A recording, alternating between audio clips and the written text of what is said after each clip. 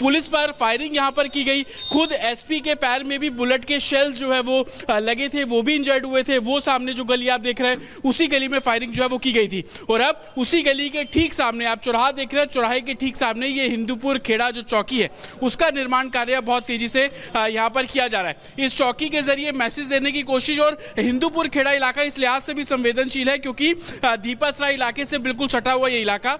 इससे पहले दीपासरा इलाके में जो पुलिस पोस्ट है वो बनाई गई थी, और उससे पहले जो सबसे पहले चौकी का निर्माण शुरू किया गया था वो सत्यव्रत चौकी। लेकिन पुलिस द्वारा इन ईंट पत्थरों को भेजकर इसी ईंट पत्थर से निर्माण कराने का एक मैसेज ये भी है कि जिन पत्थरों से पुलिस पर पथराव किया गया, अब उन्हीं पत्थरों से उन्हीं लोगों की सुरक्षा का जो काम है वो किया जाएगा। आप देखेंगे कि छोटे बड़े हर तरीके के पत्थर आपको यहाँ पर नजर आ जाएंगे, और ये वही पत्थर है जिस पर पुलिस घायल हुए थे। तकरीबन 28 पुलिसकर्मी इस पथराव के दौरान घायल हुए थे, और अब इन्हीं पत्थरों से जो चौकी आप देख रहे हैं उसका निर्माण कार्य बहुत तेजी से किया जा रहा है। आप तस्वीरें देखेंगे कि जैसे जैसे 190 फीट जो लंबी चौकी है उसका निर्माण किया जा रहा है। अभी शुरुआती फेज में सिर्फ ग्राउंड फ्लोर, जो नीचे का फ्लोर है उसी पर ही जो चौकी फंक्शनल होगी, और जरूरत पड़ने पर उसको आगे भी जो है वो चौकी निर्माण कार्य तेजी से किया जाएगा। विजय सीपी सिंह अगर आगे आएंगे तो मैं वो चौक भी आपको दिखाता हूं। देखिए ये वो चौक है, सामने जो आप गली देख रहे हैं, जो घर देख रहे हैं, ये वही घर है जहां से महिलाओं ने पत्थरबाजी की थी। और 24 नवंबर को जब हिंसा हुई, और उसकी तस्वीर हम लगातार अपने दर्शकों को उस समय से दिखा रहे हैं कि कैसे पुलिस बल पर पथराव जो है वो किया गया। वो देखिए सामने आप गली देख रहे हैं, जो घर देख रहे हैं, ऊंचे इमारतें आप देख रहे हैं, इन्हीं जगहों से पुलिस पर पथराव किया गया। और अब उसी सड़क के कोने पर हिंदूपुर खेड़ा पे ये पुलिस जो पोस्ट है, पुलिस चौकी है, उसका निर्माण कार्य अब यहाँ पर किया जा रहा है। जो पीआरओ थे उनके भी पैर पे गोली लगी। बाकायदा इस मामले में एफआईआर भी दर्ज की गई थी। 3 महिलाओं को इस पूरे मामले में गिरफ्तार भी किया गया। लेकिन अब तीसरी ऐसी चौकी है जो कि संवेदनशील इलाकों में बन रही है। सबसे पहली चौकी सत्यव्रत, जो कि विवादित इमारत शाही जामा मस्जिद के सामने बन रही है। दूसरी दीपासरा इलाका, और तीसरी अब ये हिंदूपुर खेड़ा। कोशिश ये है एडमिनिस्ट्रेशन की, वो संवेदनशील इलाके वहां पर पुलिस पोस्ट बनाया जा सके, वो संवेदनशील इलाके वहां पर पुलिस जो है वो निगरानी रख सके। और यही कारण है कि 190 फीट जो लंबी है ये चौकी यहां पर बन रही है, और इसको बेहद हाईटेक तौर से तैयार किया जाएगा। कंट्रोल रूम इसके अंदर बनाया जाएगा। हिंदूपुर खेड़ा पे मॉनिटरिंग का काम ये पुलिस पोस्ट जो पुलिस चौकी करती हुई नजर आएगी।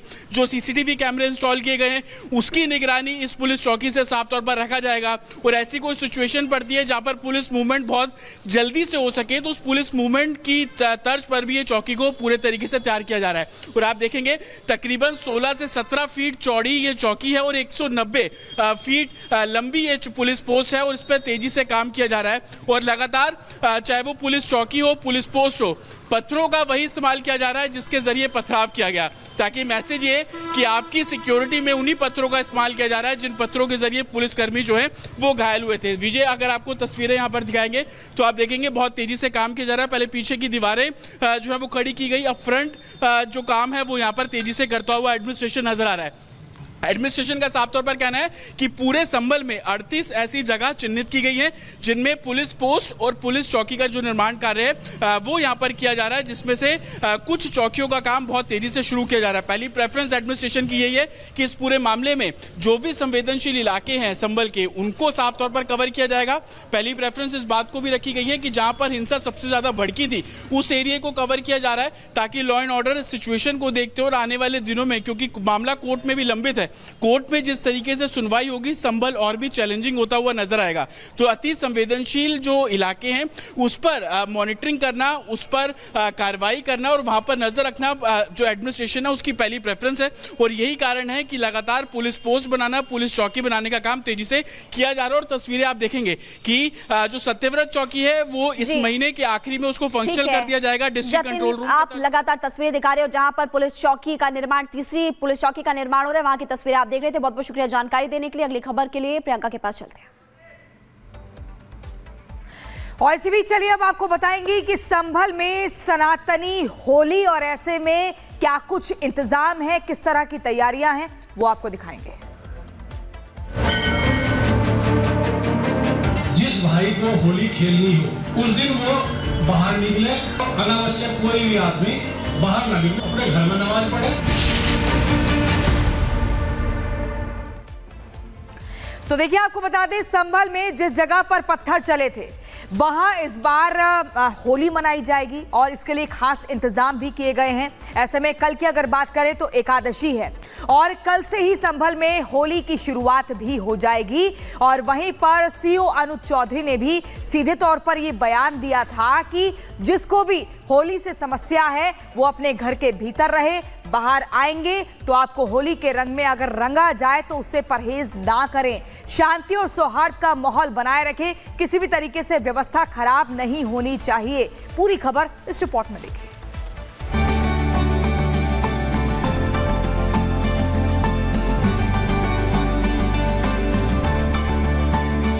46 साल बाद संभल में होली धूमधाम से होने जा रही है। 46 साल के लंबे इंतजार के बाद ये पहला मौका होगा जब योगी राज में होली धूमधाम से मनाई जाएगी।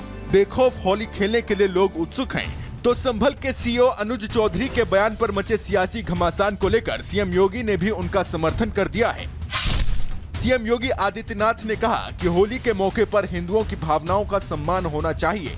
जुमा तो हर शुक्रवार को आता है, लेकिन होली साल में एक बार आती है। संभल प्रशासन ने प्यार से समझाया है कि होली होने दो, बाद में जुमे की नमाज होगी। सीएम योगी कहते हैं कि जुमा 52 बार आता है, इसलिए मस्जिद में होने वाली सार्वजनिक नमाज होली वाले दिन स्थगित भी हो सकती है। जुमे की नमाज बाध्यकारी नहीं है कि होना ही होना है। सीएम योगी ने कहा कि नमाज अदा करनी है तो घर में ही नमाज अदा की जा सकती है।